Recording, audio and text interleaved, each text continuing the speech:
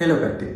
දැන් මේ දවස්වල ලොකු කතා බහක් ඇති වෙලා තියෙනවානේ මේ යොහානි වොයිස් ටීන් එකේ හරි ජජ් පැනල් එකට ආපු එක ගැන නේද? ඒකට කැමතියි කියලා කීප දෙනෙක්ගේ කමෙන්ට්ස් මම දැක්කේ. උනට බහුතරයක් දාලා තිබ්බා මේක ඇයි මෙහෙම කළේ? එයාට ඒ වගේ තරගයක ජජ් පැනල් එකට එන්න මොකද්ද තියෙන සුදුසුකම? අඩු ගන්න සින්දුවක්වත් කියා ගන්න පුළුවන්ද? මෙන්න මේ වගේ දේවල්. ඉතින් ගොඩක් අය කලබල වුණාට මේ හැම දෙයකම පැති දෙකක් තියෙනවා. බහුතරයක් බනින්නේ ඒගොල්ලන්ට මේකේ නොපෙනෙන පැත්ත ගැන අවබෝධයක් නැති හින්දා. ඉතින් මොකද්ද මේ කතාවේ අපි කාටත් නොපෙනෙන පැත්ත? දැන් මේ බණිනය කියන කතාවලත් ඉතින් වැරද්දක් ඇත්තෙම නැතුවත් නෙවෙයි. මම දැක්කා ඊයේ පෙරේද කවුරු හරි ඔය තරගේ සින්දු කියපු වෙලාවේ ඒ සින්දුවේ ඔරිජිනල් ගායකයාට යොහානි එවෙලෙම ලයිව් කෝල් එකක් අරගෙන ඒ සින්දුව කියපු කොල්ලටත් ෆෝන් එක දීලා ලොකු වැඩසටහනක් එතන කරනවා. නිකමට හිතලා බලන්නකෝ දැන් යොහානි මේ ජජ් පැනල් එකේ ඉන්න එකෙන් යොහානි වගේම ලංකාවත් ඉන්දියාවට විවෘත වෙනවා. ඉතින් මේ ගායන ක්ෂේත්‍රය විතරක් නෙවෙයි අපේ හැම පැත්තකටම ඉන්දියාවෙන් සහයෝගය අපිට ලැබෙන්න පුළුවන්. හිතලා බලන්නකෝ තව ටික දවසකින් ප්‍රවේගය 2 වගේ ෆිල්ම් එකක් හදලා